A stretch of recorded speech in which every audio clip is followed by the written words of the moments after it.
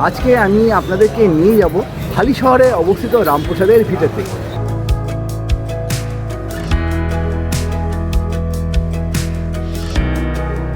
আমরা হালি শহরে প্রায় আসা হয় নাকি? ছোট থেকে আসছেন? আচ্ছা, কিরম লাগে এখানে এসে? খুবই ভালো লাগবে। ভোগ প্রসাদের আদৌ কি সেখানে কোনো ব্যবস্থা রয়েছে?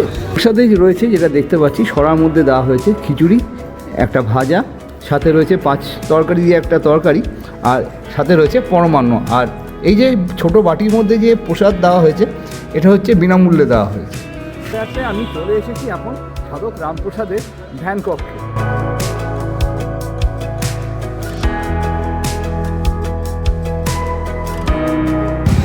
তো বন্ধুরা, আমি এখন হাঁটতে হাঁটতে চলে এলাম সাধক রামপ্রসাদের স্নানের ঘাট। দেখুন লেখা আছে রামপ্রসাদ স্নানের ঘাট 1973।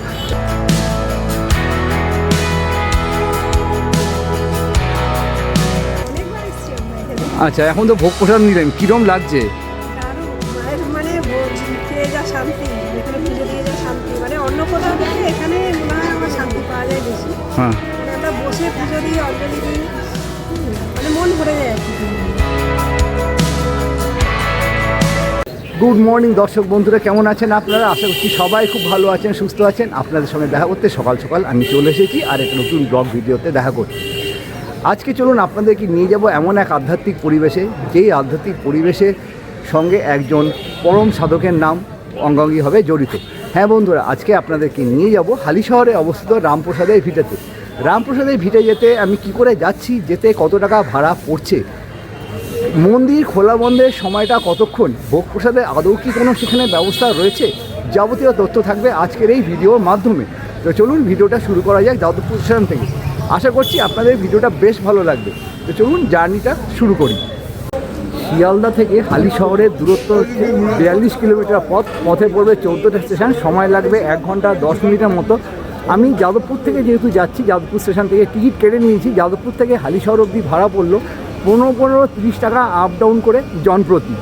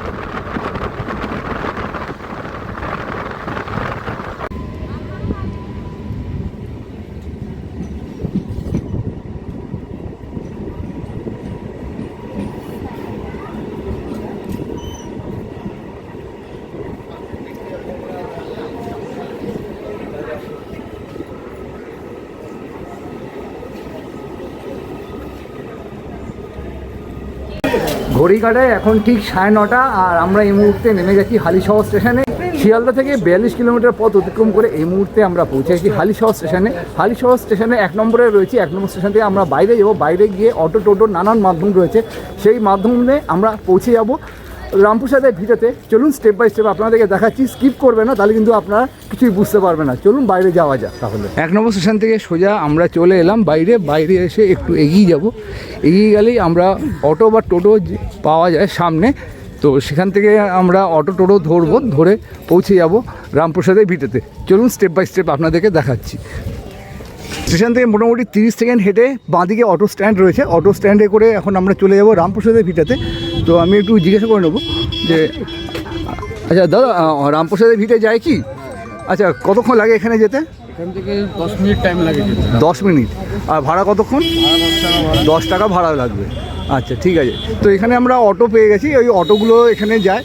এখান থেকে আমরা এখন সোজা চলে যাবো রামপ্রসাদের ভিটেতে। চলুন এগিয়ে যাওয়া যাক।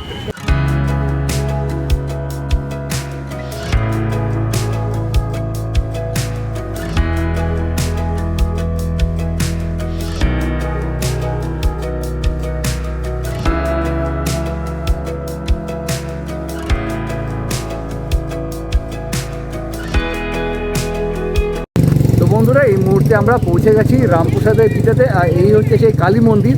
আর কালী মন্দিরে পুজো দেওয়ার জন্য ডান দিকে বাঁ দিকে প্রচুর ডালার দোকান রয়েছে।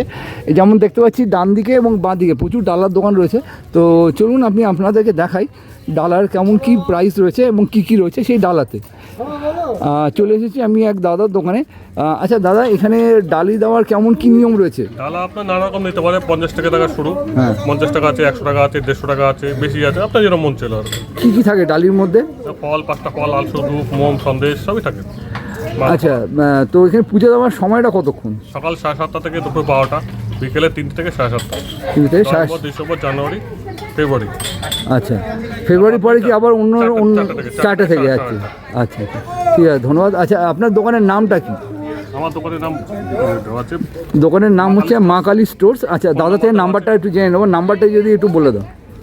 9339754462। ঠিক আছে, ধন্যবাদ। মন্দিরের ভেতরে আমি এখন প্রবেশ করছি। মন্দিরের ভেতর প্রবেশ করা মাত্রই যেটা দেখতে পেলাম, এখানে পঞ্চবটি রয়েছে। আর মন্দিরের ঠিক সামনেই রয়েছে ধূপ মোমবাতি জ্বালানোর বেশ সুন্দর একটা জায়গা। ভক্তরা এখানে ধূপ মোমবাতি জ্বালিয়ে থাকেন। আর ভেতরে ধূপ মোমবাতি নিয়ে প্রবেশ করা যায় না। আর এইখানে যেটা দেখতে পাচ্ছি এটা বলি স্থান রয়েছে। হয়তো এখানে বলি এখনও হয়তো প্রথা রয়েছে, কিছু কিছু জিনিস বলি হয়। আর এই হচ্ছে মন্দিরটা। চলুন আপনাদের আরও জিনিসগুলো দেখাই। একটু যদি এগিয়ে যাই, এখানটায় একটা পুকুর দেখতে পাচ্ছি, যেই পুকুরে সাধক রামপ্রসাদ স্নান করতেন এবং স্নান করার পরই মায়ের মন্দিরে গিয়ে পুজো দিতেন। এই হচ্ছে সেই পুকুর। চলুন আপনাদের একটু দেখিয়ে দিই। পুকুরটা বেশ সুন্দর লাগছে, চারদিক বাঁধানো রয়েছে, অসাধারণ কিন্তু পুকুরটা।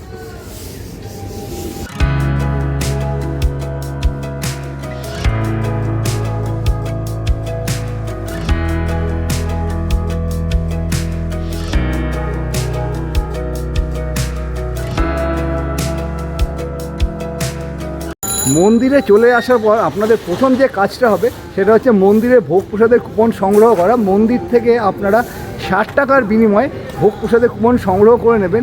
এখানে ভোগ প্রসাদ দেওয়া হবে 1টা থেকে, আর 12টার মধ্যে কিন্তু মন্দির বন্ধ হয়ে যাবে। মন্দির সংলগ্ন এলাকায় এখানে একটা বকুল গাছ রয়েছে এবং বকুল গাছের মধ্যে অনেকে এসে এখানে চুনরি বেঁধে গেছেন। অনেকে এটা বিশ্বাস করেন যে এখানে চুনরি বেঁধে গেলে তার যে মনস্কামনা, সেই মনস্কামনা পূর্ণ হয়। প্রচুর চুনরি এখানে বেঁধে গেছেন। আর এখানে একটা ঠাকুরের মূর্তি রয়েছে, দেখুন।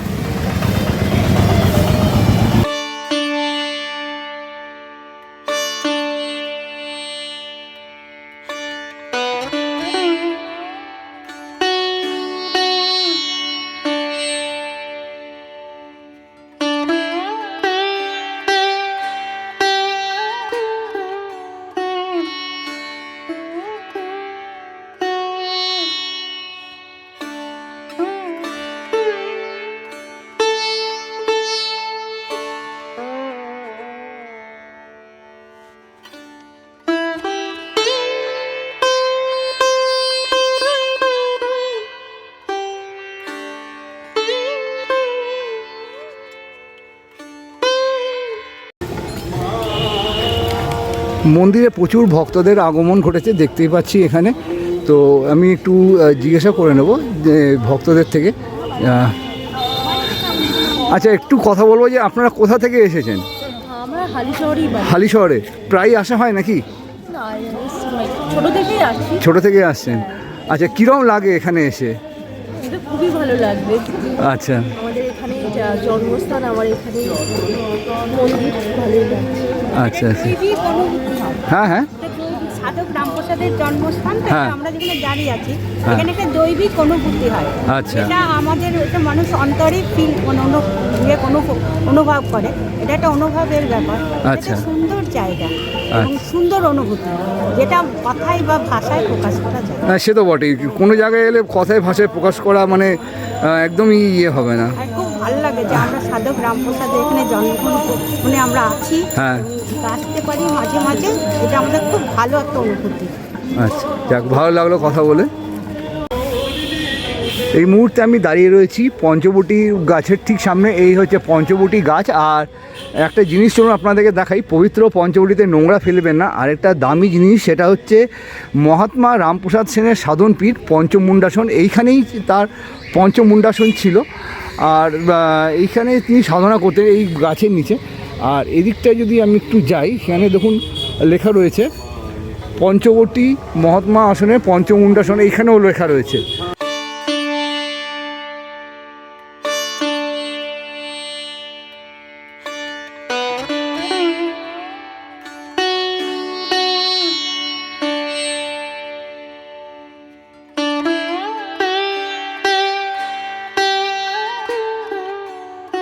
আমি এখন রয়েছি রামপ্রসাদের স্মৃতি মন্দিরের ঠিক সামনে।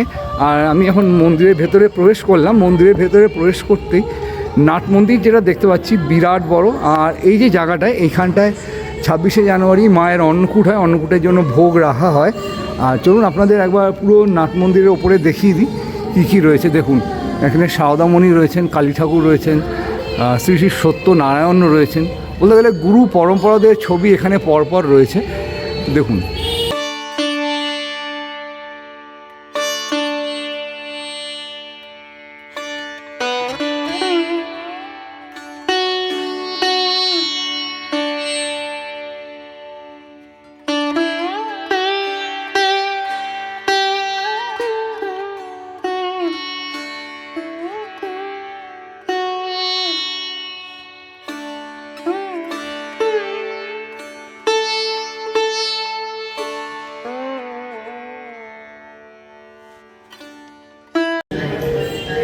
এইদিকে রয়েছে মায়ের গর্ভগৃহ। আর ঠিক গর্ভগৃহ থেকে যখন আপনারা এদিকে আসবেন, এইখানে রয়েছে ভোলেনাথ বা শিব মন্দির। দেখুন, জয় ভোলেনাথ, অপূর্ব লাগছে। প্রসাদ সংগ্রহ করার যে নিয়ম, সেটা এখানে দেখুন দেওয়া রয়েছে। সকাল 9টা থেকে 10টা পর্যন্ত কুপন দেওয়া হবে। আর প্রতিদিন একবার, প্রতি জনপ্রতি 2টি প্রসাদ পাওয়া যাবে। এবং পুরো ডিটেলসে এখানে দেওয়া রয়েছে। আপনারা চাইলে আমার ভিডিওটা পজ করে নিয়ে দেখে নিতে পারেন কী নিয়ম রয়েছে। আর ঠিক পাশেই রয়েছে প্রসাদের কুপন কাউন্টার। এখান থেকে আপনারা কুপন সংগ্রহ করে নিয়ে তবে প্রসাদ গ্রহণ করবেন। রামপ্রসাদের ভিটেতে চারদিকে গাছগাছালিতে ভরা এত সুন্দর নিরিবিলি পরিবেশ। আপনারা চাইলে একদিন এসে এখানে পুজো দিয়ে যাবেন, আপনাদের আশা করি বেশ ভালো লাগবে। এইখানেও একটা বকুল গাছ রয়েছে, যেখানে ভক্তরা চুনরি বেঁধে মনস্কামনা জানিয়েছেন। চলুন আপনাদের একবার দেখিয়ে দিয়ে। দেখুন, বকুল গাছ রয়েছে, এখানেও অনেকে চুনরি বেঁধে তার মনস্কামনা জানিয়ে গেছেন।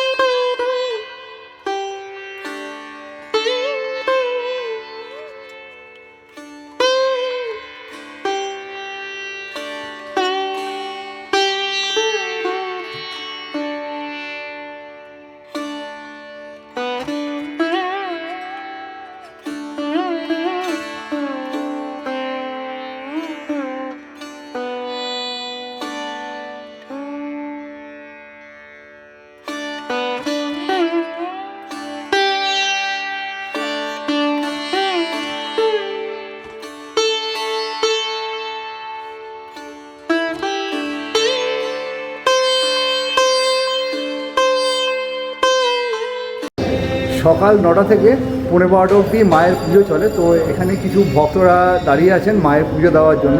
চলুন আপনাদেরকে দেখিয়ে দিই। দেখুন এখানে ডালা হাতে অনেকেই দাঁড়িয়ে রয়েছেন, আর এই দরজা দিয়ে ভেতরে প্রবেশ করে মায়ের গর্ভ গিয়ে তারপর পুজোটা দিতে হবে।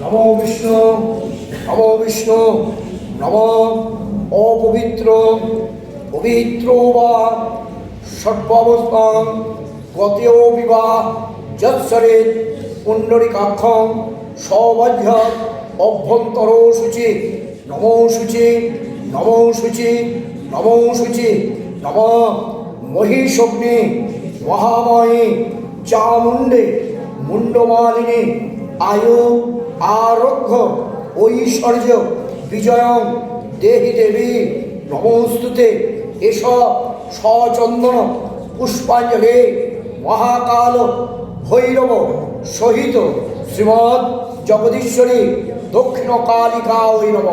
প্রণাম করো করে দ্বিতীয়বার আবার বলো বলো নম।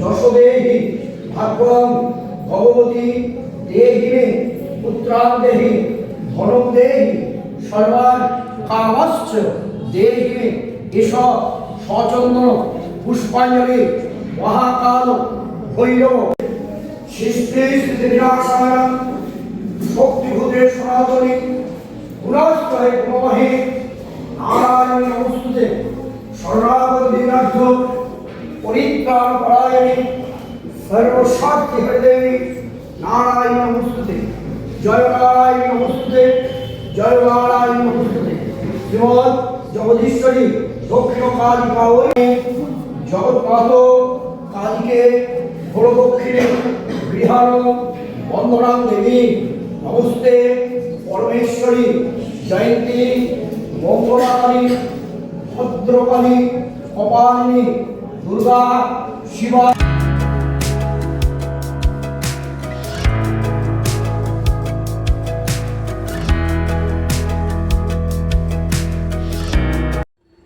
দর্শক বন্ধুরা, আমি আপনাদেরকে সাধক রামপ্রসাদের কালী ঠাকুরের যে গর্ভগৃহ, সেই গর্ভগৃহের পুজোটা তো দেখালাম। হাঁটতে হাঁটতে আমি চলে এসেছি এখন সাধক রামপ্রসাদের ধ্যান কক্ষে। চলুন আপনাদের ধ্যান কক্ষটা দেখাই। আর এই যে দেখছেন বকুল গাছ, এই বকুল গাছের পাশেই রয়েছে সাধক রামপ্রসাদের ধ্যান কক্ষ। চলুন দেখা যাক ওখানে কি রয়েছে। আমি এখন সেই ধ্যান কক্ষের সামনে রয়েছি, সামনের দরজাটা বন্ধ রয়েছে। চলুন এপাশ দিয়ে আপনাদেরকে দেখিয়ে দিই কী রয়েছে। দেখুন ভেতরে রয়েছে সাধক রামপ্রসাদের একটা সুন্দর মূর্তি, আর আসনে তিনি ধ্যানস্থ অবস্থায় রয়েছেন, আর সামনে রয়েছে তার একটা খাট। শয্যা দেওয়া হয় ঠাকুরকে এখানে, বেশ সুন্দর।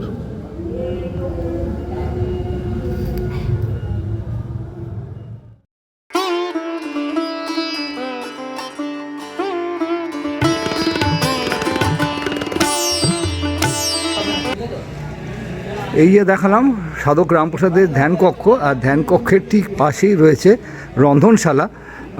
ভেতরে তো আমি প্রবেশ করতে পারবো না। এখানে আগত ভক্তদের জন্য প্রসাদ রান্না হয় বা মায়ের জন্য ভোগ রান্না হয়ে থাকে। এই যে ভেতরে যদ্দূর দেখা যাচ্ছে, কিন্তু আমি অদ্দূর অবধি দেখালাম না।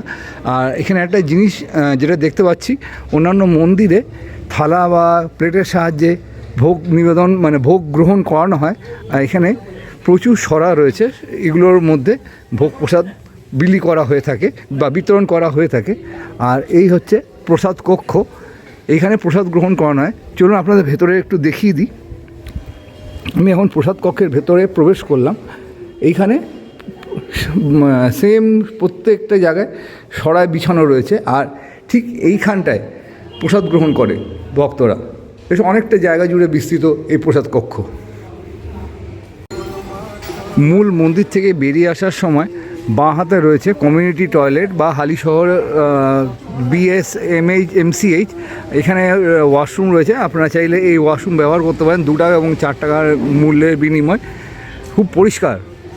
মন্দির সংলগ্ন এলাকায় এখানে একটা ফাউন্টেন রয়েছে, আর ফাউন্টেনের নিচে দেখুন আপনারা কত কচ্ছপ রয়েছে, ভর্তি কচ্ছপ। এক একটা কচ্ছপ বিভিন্নভাবে পোজ দিয়ে রয়েছে, দেখুন আপনারা। বেশ ভালো লাগছে কিন্তু দেখতে। জুম করে দেখাই, দেখুন।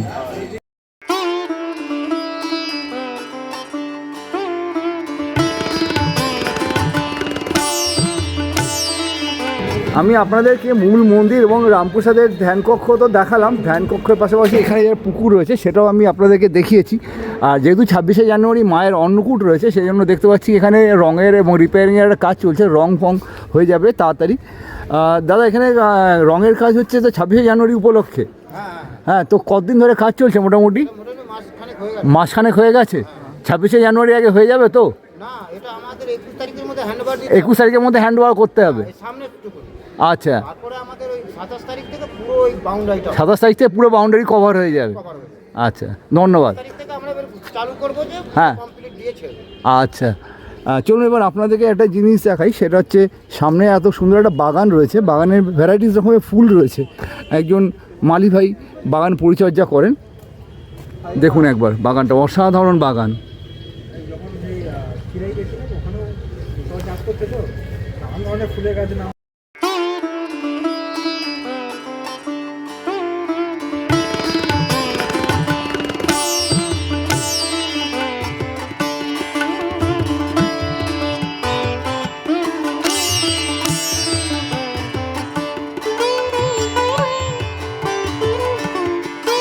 মন্দিরের বাগানটা তো আপনাদের দেখালাম। বাগান দিয়ে আস্তে আস্তে আমি যেটা দেখতে পেলাম, এই যে গেটটা দেখছেন সামনে, এটা হলো মন্দিরের একদম ব্যাক গেট যাকে বলে। অন্নকূটের সময় সমস্ত ভক্তরা এই গেট দিয়েই প্রবেশ করেন, কারণ মূল যে গেট সেটা কিন্তু বন্ধ থাকে।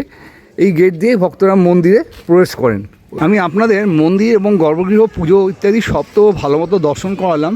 আর বেরিয়েই যেটা দেখতে পাচ্ছি, এখানে সাধক রামপ্রসাদের জীবনের নানান কাহিনী তুলে ধরা রয়েছে। এখানে উনি পুজো করছেন। আর এখানে যেটা দেখতে পাচ্ছি, সাধক রামপ্রসাদ নবকুমারের রাজসভায় যখন কাজ করতেন, তার হিসাবের খাতায় মায়ের পুরো গান তিনি তুলে ধরেছিলেন। সেই থেকে নবকুমার অবাক হয়ে গেছিলেন। আর এইখানে যেটা দেখতে পাচ্ছি, তার গৃহে যখন তিনি বেড়া দিচ্ছিলেন, তার কন্যা জগদীশ্বরী অন্য কোথাও হয়তো খেলছিল, সেই সময় মা কালী তার মেয়ের রূপ ধরে এসে তাকে বেড়া দিতে সাহায্য করেছিলেন। আর শেষ জীবনে মা কালীকে নিয়ে তিনি যখন গঙ্গাবক্ষে বিলীন হয়ে গেছিলেন, সেই দৃশ্যটা এখানে তুলে ধরা রয়েছে। দেখুন নিচে লেখা রয়েছে, ডুব দেরে মন কালী বলে মাকে মাথায় নিয়ে গঙ্গা বিসর্জন দিতে গিয়ে গঙ্গাবক্ষে বিলীন হয়ে যান। এই পুরো কাহিনীটা একটা এই দেওয়ালে তুলে ধরা রয়েছে। বেশ সুন্দর জিনিসটা। বন্ধুরা, রামপ্রসাদের ভিতরে দেখে আমরা যখন গঙ্গার দিকে যাচ্ছিলাম, গঙ্গার দিকে যেতে যেতে প্রাচীন শিব মন্দির দেখতে পেলাম, যেটা এখানেই রয়েছে। চলুন আপনাদেরকে দেখাই। এই দেখুন, এখানে দুটো পাশাপাশি জোড়া শিব মন্দির রয়েছে। শিব মন্দিরের ভেতরে আমি আপনাদেরকে শিবলিঙ্গটাও দেখানোর চেষ্টা করি। চলুন ভেতরে যাওয়া যাক।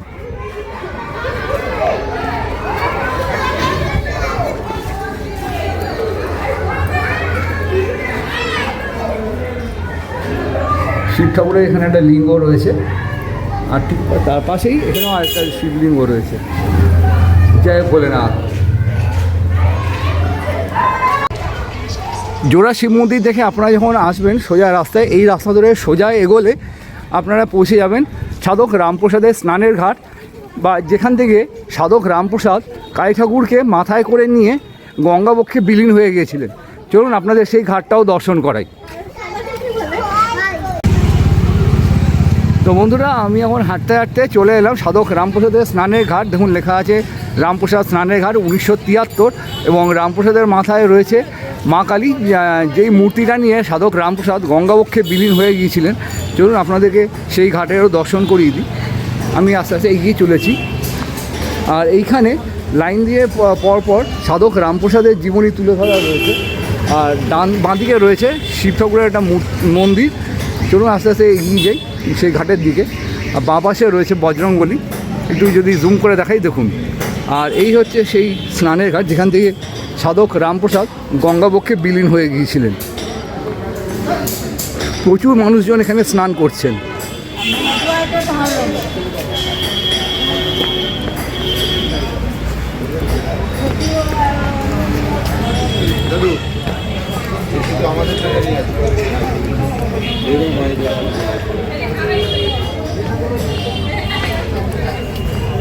এই হচ্ছে সেই গঙ্গা যেখানে সাধক রামপ্রসাদ শেষবারের মতন ডুব দিয়েছিলেন গঙ্গাবক্ষে বিলীন হয়ে যাওয়ার আগে। তারপর তাকে আর খুঁজে পাওয়া যায়নি। তো এখানে দেখতে পাচ্ছি একজন মাঝি ভাই চুম্বকের সাহায্যে গঙ্গায় থেকে পয়সা তুলছেন। অনেকে এখানে পয়সা দেন, সেই জন্য উনিও খুঁজে খুঁজে পয়সা বার করছেন।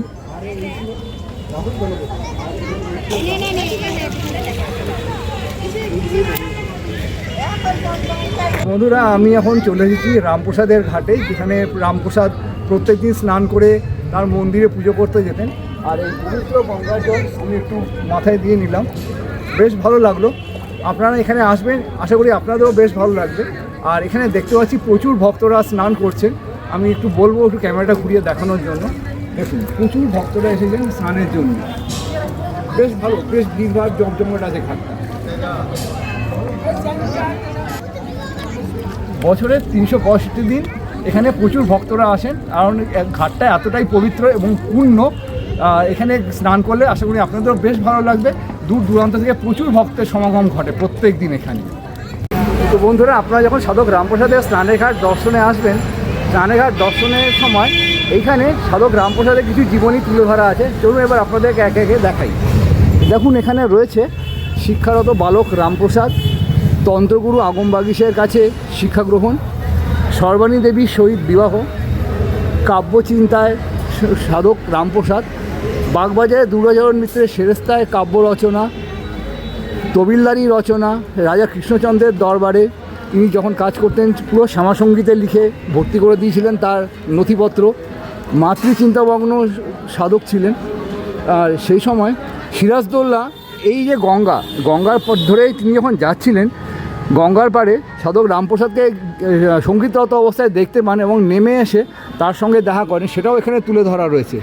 এছাড়াও দেখতে পাচ্ছি যে মাতৃপ্রতিমা গড়া থেকে শুরু করে মাতৃপ্রতিমা পুজো অবধি সমস্ত কিছু এখানে তুলে ধরা আছে, বেশ সুন্দর। ঘড়িতে সময় এখন 1:15, আর 1টার থেকে এখানে ভোগ বিতরণ পর্ব শুরু হয়। প্রত্যেক দিন এখানে বিনামূল্যে ঠাকুরের ভোগ প্রসাদ বিতরণ করা হয়। এই যে হচ্ছে সেই জায়গাটা। তো আমি এখানে দেখতে পাচ্ছি একজন এখানে ভোগ বিতরণ করছেন। কেমন আছেন আপনি? আচ্ছা, এখানে এখন ভোগ প্রসাদ বিতরণ করছেন ক বছর ধরে? আমরা অনেক বছর, 16 বছর ধরে। 16-17 বছর ধরে। আচ্ছা, এটা তো হচ্ছে আপনার খিচুড়ি ভোগ প্রসাদ। আচ্ছা, আমাদের বেশি হলেই খিচুড়ি হয়, হ্যাঁ, কম হলেই অন্নভোগ হয়। ও আচ্ছা আচ্ছা। তো আমরা এখন এই প্রসাদ গ্রহণ করব। তো এইখানে কিছু ভক্তরা বিনামূল্যে যে ভোগ প্রসাদ দেওয়া হয়েছে সেই ভোগ প্রসাদ গ্রহণ করছেন। তো একটু আমি যাব, একটু কথা বলবো। কোথা থেকে এসছেন আপনারা? আমি দূর থেকে। কোথা থেকে? আমি রানাঘাটের ওদিক। প্রথমবার এসছেন না এর আগেও এসছেন? অনেকবার এসেছি আমরা এখানে। আচ্ছা, এখন তো ভোগ প্রসাদ নিলেন, কীরকম লাগছে? দারুণ, মায়ের মানে ভোগ খেয়ে যা শান্তি, আর এখানে পুজো দিয়ে যা শান্তি, মানে অন্য কোথাও থেকে এখানে মনে হয় আমার শান্তি পাওয়া যায় বেশি। হ্যাঁ, মানে আমরা বসে পুজো দিই, অঞ্জলি দিই, মানে মন ভরে যায় আর কি পুজো দিয়ে। আচ্ছা, বেশ ভালো লাগলো কথা বলে। তো বন্ধুরা, আমরা এখন প্রসাদ গ্রহণ করতে বসেছি। প্রসাদে কী কী রয়েছে চলুন আপনাদেরকে একটু দেখিয়ে দিই। আচ্ছা, প্রসাদে রয়েছে যেটা দেখতে পাচ্ছি সরার মধ্যে দেওয়া হয়েছে খিচুড়ি, একটা ভাজা, সাথে রয়েছে 5 তরকারি দিয়ে একটা তরকারি, আর সাথে রয়েছে পরমান্ন। আর এই যে ছোট বাটির মধ্যে যে প্রসাদ দেওয়া হয়েছে এটা হচ্ছে বিনামূল্যে দেওয়া হয়েছে। চলুন আগে প্রসাদ গ্রহণ করি, তারপর আপনাদেরকে বলছি। প্রত্যেকটা মন্দিরে গেলে ভোগ প্রসাদ গ্রহণের পরে আমি যেই কথাটা বলি, রামপ্রসাদের ভিটেতে ভোগ প্রসাদ গ্রহণের পরেও আমি সেই কথাটাই বলবো। ভোগ প্রসাদে কোনো রকম কিন্তু রিভিউ হয় না, রিভিউ করা উচিতও নয়। ভোগ প্রসাদে যা ছিল সেটা তো আপনাদের দেখালাম, তবু আরেকবার বলে দিই। ভোগ প্রসাদে ছিল খিচুড়ি, একটা ভাজা, সাথে ছিল 5 মিশালি তরকারি এবং লাস্টে ছিল পরমান্ন। বেশ ভালো লাগলো। আপনারা এখানে আসুন, আশা করছি আপনাদেরও বেশ ভালো লাগবে। একদিন এসে আপনারা মায়ের দর্শন করবেন এবং তার পাশাপাশি ভোগটাও গ্রহণ করবেন। রামপ্রসাদের মন্দিরে বা ভিটাতে আপনারা যখন আসবেন, আসতে গিয়ে বাঁহাতে এরকম কার পার্কিং এরিয়া রয়েছে, বেশ সুবিস্তৃত কার পার্কিং এরিয়া। আপনাদের এখানে 2 ঘন্টার জন্য 20 টাকা দিতে হবে, আর বাইকের জন্য 2 ঘন্টা হলে 5 টাকা দিতে হবে। বেশ অনেকটাই গাড়ি রাখার জায়গা রয়েছে। দেখুন পরিসরটা কিন্তু অনেকটাই বড়। তো ফাইনালি দর্শক বন্ধুরা, আমি আজকের ভিডিওর মাধ্যমে হালি শহরে অবস্থিত রামপ্রসাদের ভিটে দর্শন করেছি, তার পাশাপাশি দর্শন করেছি রামপ্রসাদের স্নানের ঘাট, যেখান থেকে তিনি গঙ্গাবক্ষে বিলীন হয়ে গিয়েছিলেন। আর এছাড়াও আমি এই ভিডিওতে শেয়ার করেছি মন্দির খোলা বন্ধের সময় থেকে শুরু করে কী করে এখানে আসবেন, ভোগ প্রসাদের কী নিয়ম রয়েছে, সমস্ত তথ্য। আশা করছি ভিডিওটা আপনাদের বেশ ভালো লেগেছে। যদি ভালো লেগে থাকে অবশ্যই চ্যানেলটিকে সাবস্ক্রাইব করবেন, সাবস্ক্রাইব করার পাশাপাশি বেল আইকনটি বাজিয়ে দেবেন, ফলে আমি যখন কোনো নতুন ভিডিও দেবো আপনার মোবাইলে চলে যাবে সবার আগে, সবার প্রথমে। ভিডিওটা প্রচুর মাত্রায় শেয়ার করে দেবেন আপনার ফ্রেন্ডস অ্যান্ড ফ্যামিলির সাথে, আর ভিডিওতে একটা হাইপ করে দেবেন। হাইপ করে দিলে আমার ভিডিওটা লিডার বোর্ডে প্লেস পাবে। তো চলুন দেখা হচ্ছে পরবর্তী নতুন কোনো প্রকারের অন্য কোথাও ভালো ভিডিওতে। ততক্ষণের জন্য বিরতি নেবো। ভালো থাকবেন, সেফ থাকবেন, বাই।